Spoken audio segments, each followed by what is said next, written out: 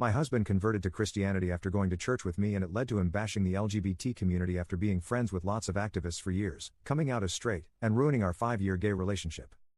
So we, 28M, 27M, have been married for like 3 years and dated for about 2. In total, 5 years of a gay relationship. We're 2 men, have always been 2 men, and I don't think that's going to change anytime soon. My husband and I have had a rather healthy relationship for the most part. Of course we have minor arguments every now and then, but what relationship is perfect? In the end we always resolve them and our affection would continue as normal. This is kind of why I'm really confused by what's going on with us. Why now? I'm a Christian. I know a lot of people don't like the idea of that, but gay Christians do exist. My husband was agnostic, not necessarily an atheist, just wasn't completely on board with any religion. And that's fine, I would have supported him if he found peace in literally anything. He didn't need to become a Christian, and honestly, as selfish as this sounds, I wish he didn't. I know this makes me sound like a terrible person, but he changed so drastically afterwards and I miss the man he used to be. It was a slow start. He asked me about verses from the Bible, we went to church, he even fasted for Lent. Christmas this year was much more than just presents, and I was happy that I had this piece of me to share with him now. I was raised religious and struggled with my identity. If it weren't for other queer Christians, I would have left Christianity. I was glad that I still had these things we could bond over, but it kept ramping up. All of a sudden, he's going to church more than I am, which is perfectly fine, is always carrying a Bible with him, and will randomly cite a verse when we're having political discussions. I've noticed his views have started to shift towards the right as well, and recently retweeted someone saying your body, my choice. You're a twink, women's reproductive rights don't concern you in the slightest? It kept ramping up.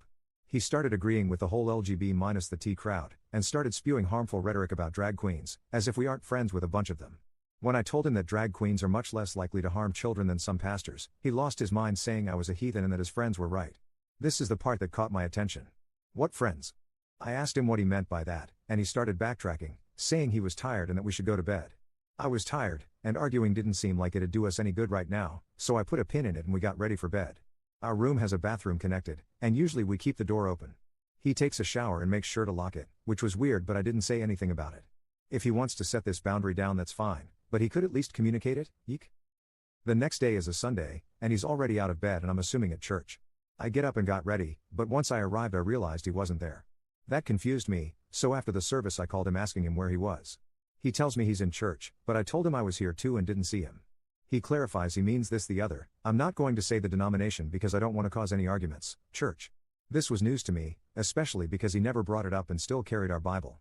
I told him to send me the address and I'll pick him up so we can get brunch, but he tells me that he doesn't want his friends seeing me. That hurt.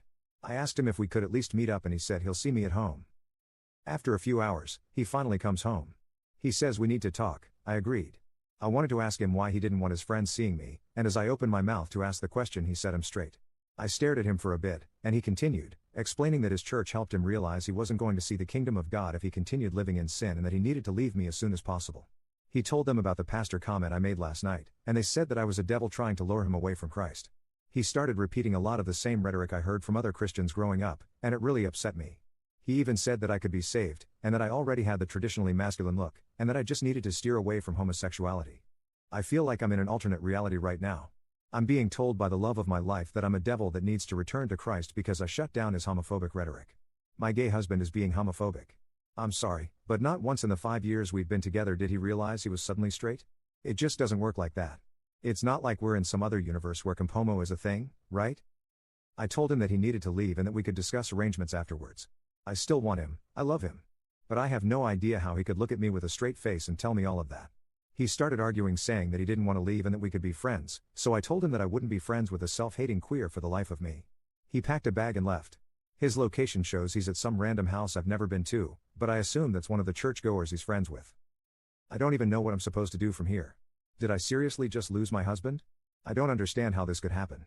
What can I do now? I miss him already. Update. Thank you to everyone who gave me genuine advice on my last post.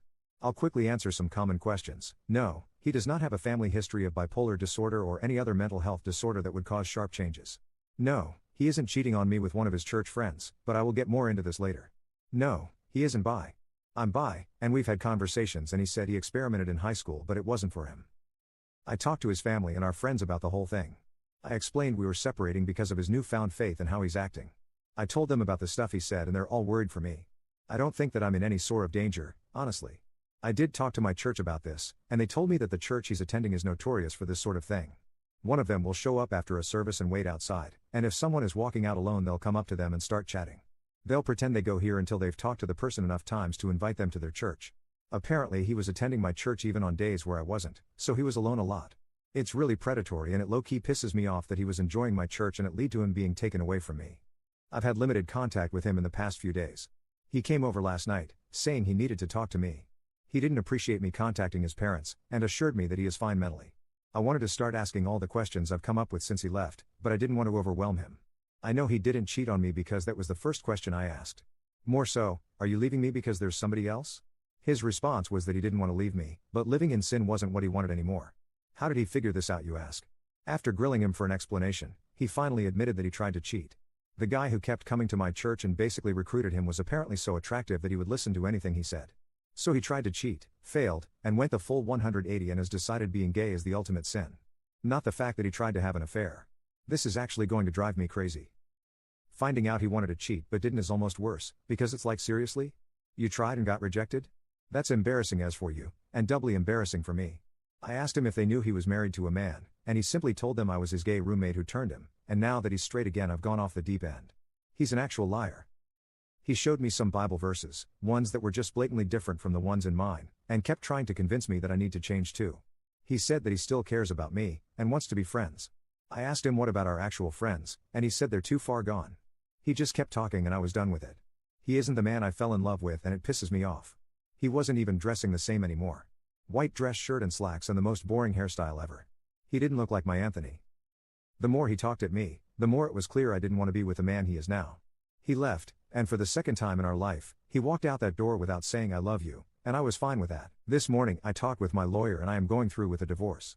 After I was done, I stopped by where he was staying and knocked on the door, half wanting whoever owned the place to be there when I gave him the papers, half because I didn't want him coming to my home anymore. When the man opened the door, I realized this is who he was talking about, and it took a bit to keep my anger in. I asked for my husband, and when he saw me, the look in his eyes made it clear that he wasn't expecting this out of me. I made it clear to the other guy that I was handing my husband, gay husband, divorce papers, to end our marriage, the gay one between two men. Us, we're those two men. Because I don't know who needs to hear this, but if you wake up next to a man for 3 years out of your life, chances are you are a homosexual. So sorry to break it to you. I won't be able to go into details of the proceedings themselves, but I'm going to completely distance myself from him as best I can. His actions have been horrible on my health, and his family and friends can handle him better than I can. I'm going to miss the man he used to be, but I have my people surrounding me. I'm going to be okay. I hope for his sake he'll snap out of this one day, because the self-hatred isn't healthy, but when he does I won't be there.